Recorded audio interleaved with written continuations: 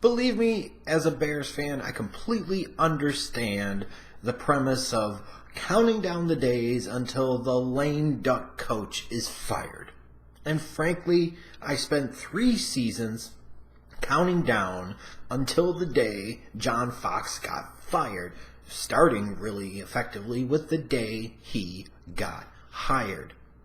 So I can completely understand how after a couple of years of waiting for it and wishing for it and just watching the countdown clock happen, that Colts fans have finally got reason to be happy, not celebrate, not be really excited, but just be happy or be relieved, if anything else, that the Chuck Pagano era after 6 seasons has mercifully ended for the Indianapolis Colts.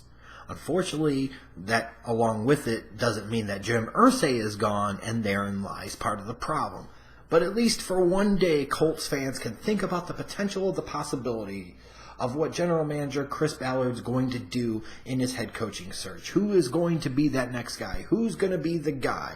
What's going on with Andrew Luck? Is he going to come back? Is he going to be back in 2018? Is he ever going to be back? Is his shoulder ever going to be okay?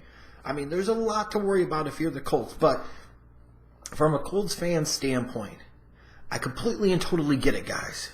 Because when I look at it, it was so funny to me. Like, even as a Bears fan and knowing this team wasn't going anywhere again. Like, so often they don't. I even look at, like, Cleveland Browns fans. Like, they at least somewhat embrace the suck because it becomes a part of the skid mark's identity. And you also know that it's ultimately leading to a #1 overall draft pick. But I can't think of a franchise's fan base that was more disenfranchised, more apathetic, and more ready to get the hell on with the next chapter in the organization's history than Colts fans. Like, it became a pattern, a trend, a habit to complain about Pagano every week because he pretty much gave you something to complain about every week. Celebrating a challenge that he won, but really didn't come out the way he had anticipated. For some inexplicable reason this year, almost refusing to play your second-day pick Quincy Wilson for reasons that are still unbeknownst to everyone, up to and including Quincy Wilson, and if I dare to venture a guess, probably Chuck Pagano too, because ultimately the guy didn't know what the hell he was doing. I mean, it's that simple. And it's funny how things went south so quickly. You're talking about Chuck Pagano, who came in 2012, and you bring in the new coach along with your #1 overall pick, Andrew Luck. You move down from Peyton Manning. It's a new era. It's a new period in the franchise's history. But then Chuck gets leukemia. He goes on the sidelines as Bruce Arians takes over, and he helps coach the team into the playoffs. But each of the first 3 seasons under Chuck Pagano, the team made the playoffs and went a step further, to the point where by 2014, they're in the AFC Championship game. So you're starting to think, hey, maybe could they take that next step in another year or two? Could we be potentially looking at a Super Bowl team? Well, unfortunately, Ryan Grigson, the general manager at the time, eventually caught up with this organization, but so did Chuck Pagano.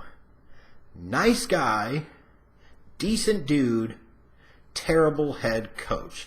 How many times you would see this Colts team over the past several seasons come out and immediately surrender a 14 or 21 point lead like it was nothing because they were ill-prepared and ill-equipped for what was going to happen during the game.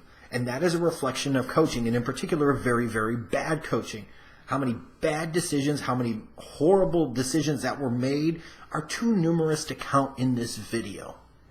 So it was like one of these things.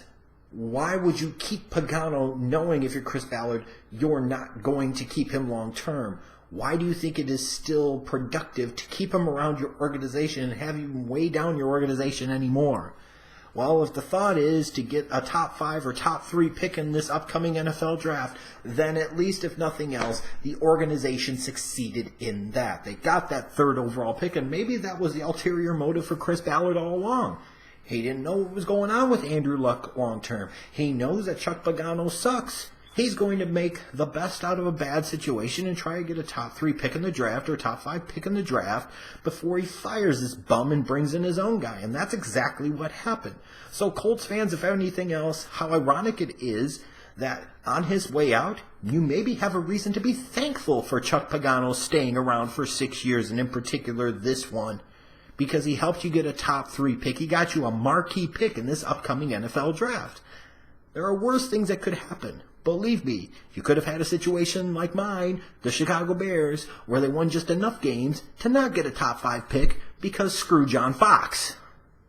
Pagano sucked, and he sucked bad enough to get you a marquee pick. Be thankful for that. Be helpful, appreciative of that, because those don't always come around.